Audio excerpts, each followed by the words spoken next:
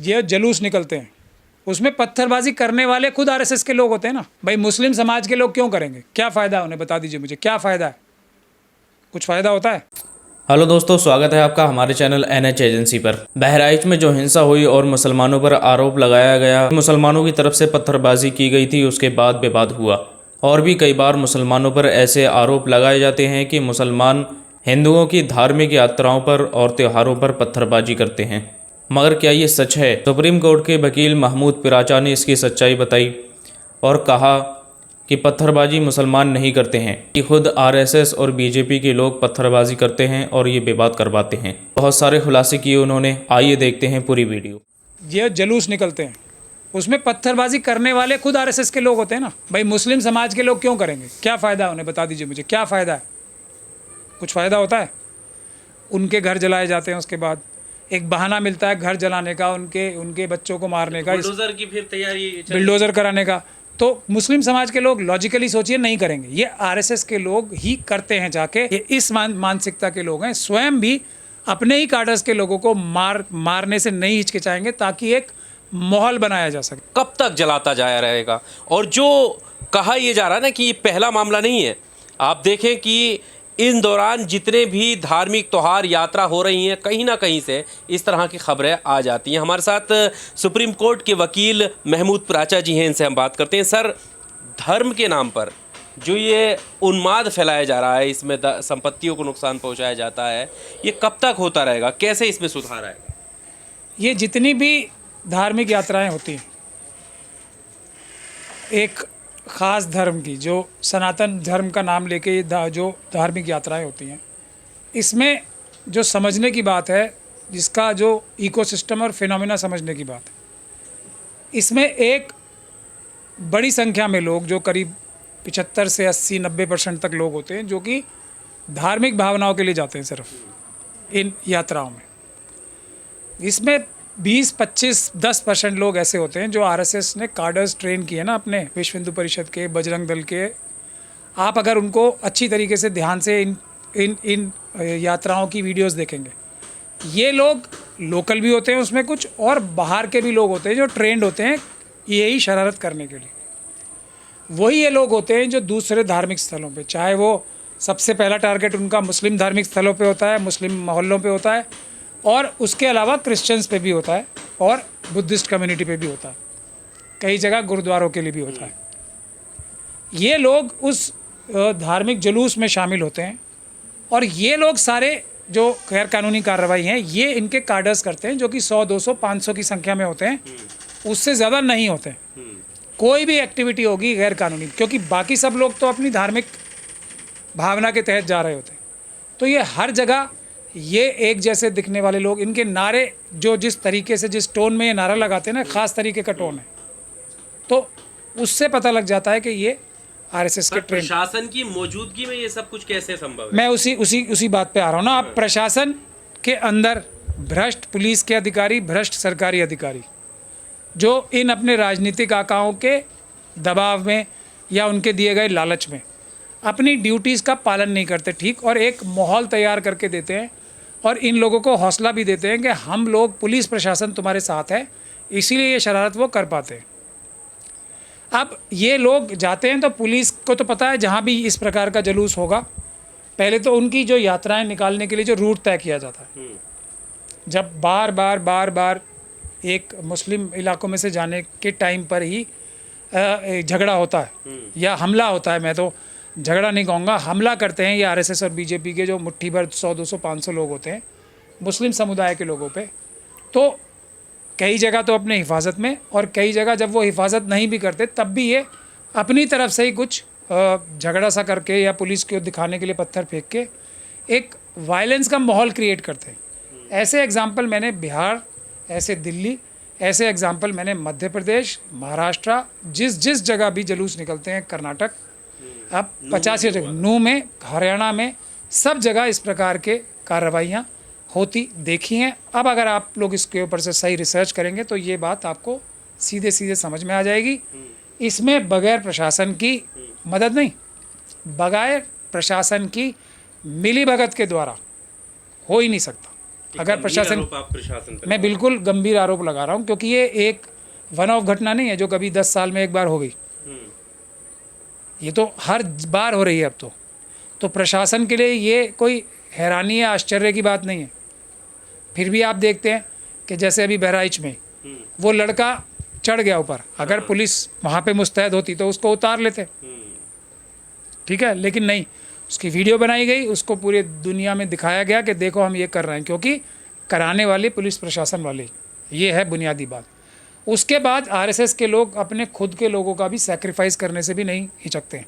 ये जो foot soldiers है ना, इनको कौन कब इसलिए मार दे कि उससे उनकी मूवमेंट, उनकी मृत्यु पे वो लोग अपना एक कैंपेन और बड़ा खड़ा कर सकते हैं, ये भी एक तथ्यात्मक रूप से सच है। यही तो मैसेज आने लगे हैं कि तैयार हो जाओ, लिटा दिए जाओगे अगर जागे नहीं तो, इस तरीके के मैसेज भारतीय जनता पार्टी वो के नेता कब आ पाएंगे? जब इस प्रकार की विभत्स घटनाएं हों, जब किसी बच्चे को मार दिया जाए।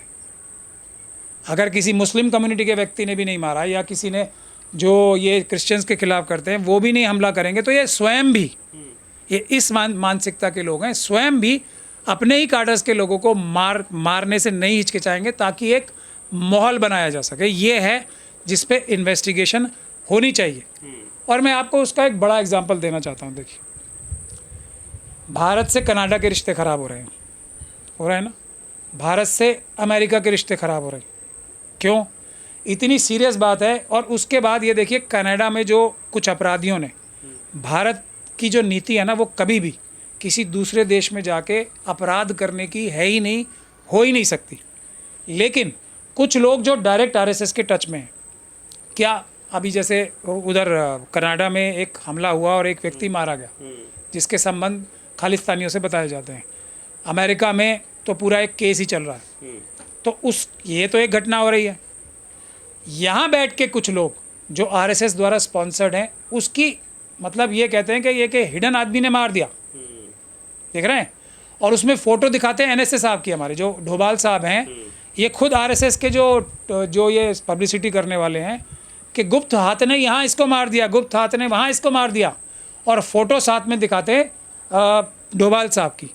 तो ये खुद ही देशद्रोह का काम कर रहे हैं ना। मतलब दूसरे देशों के पास अगर कोई सबूत ना भी है, उनके मन में कि भारत की सुरक्षा एजेंसियां ये काम करा रही हैं गैरकानूनी, उनके मन में शक को और पुख्ता कौन कर रहा है?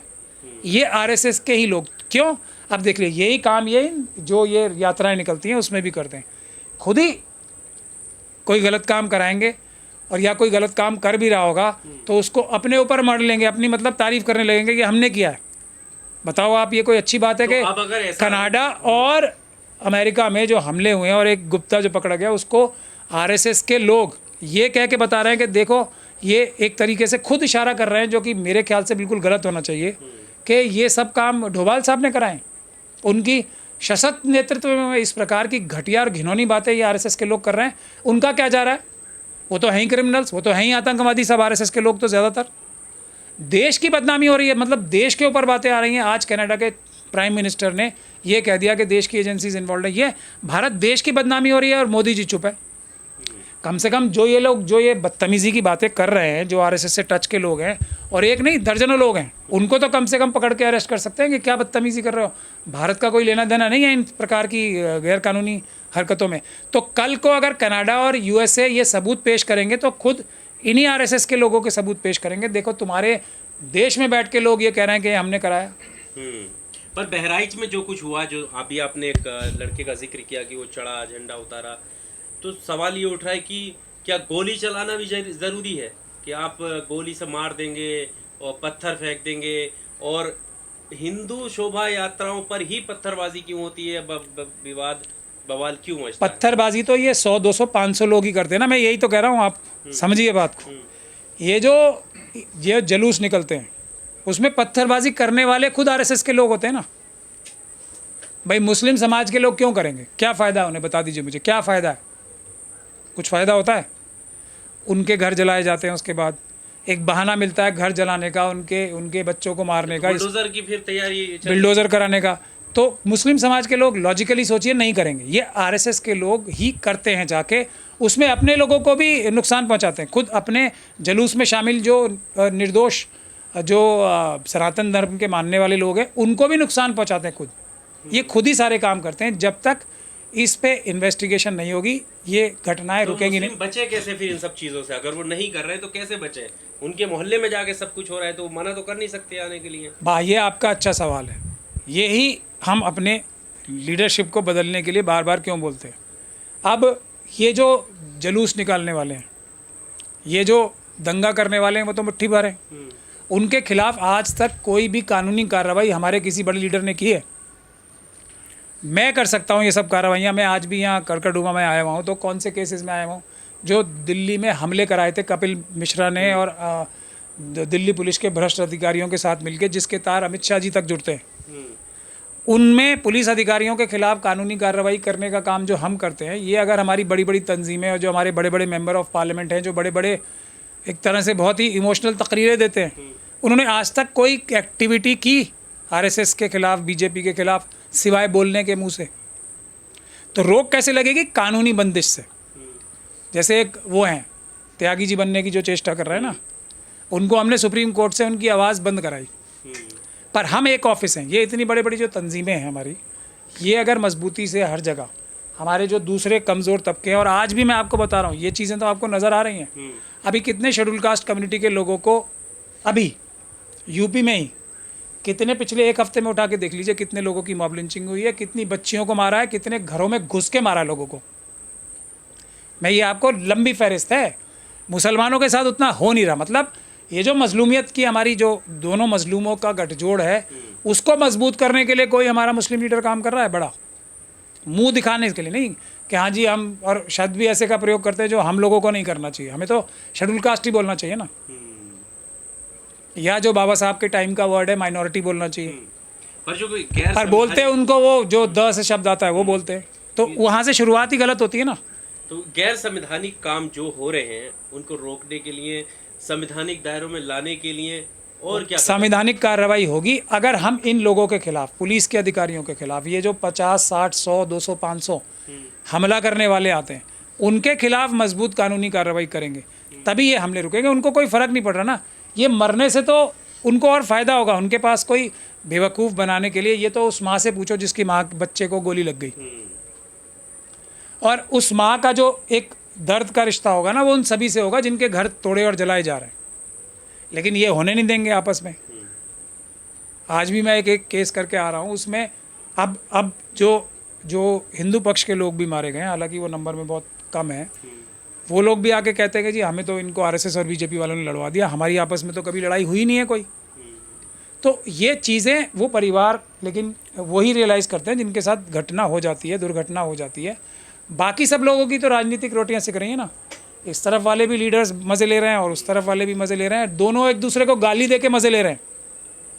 और गाली भी वो नूरा कुश्ती हो रही है, मतलब गाली असली गाली नहीं है। असली गाली तो वो होती है जी मजबूती से, इतने बड़े बड़े जो वकील हैं, विदेशों से पढ़ के आए हैं जो हमारे वकील, वो अगर कोर्ट में कानूनी कार्रवाई करें मोहन भागवत जी के खिलाफ, तो मैं देखता हूँ क्या होता है।